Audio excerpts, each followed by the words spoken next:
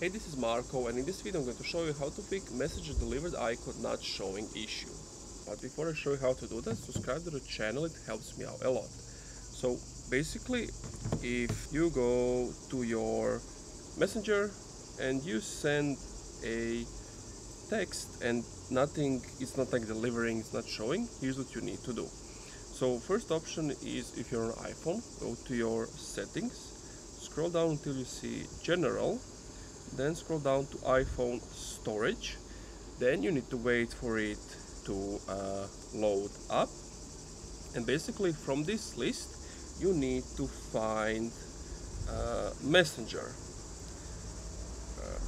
But basically once you find Messenger, you want to click on it and then click on offload app, then open up Messenger. If that doesn't work, then you want to click delete app, delete it completely, go to your app store, type in Messenger and just download it again.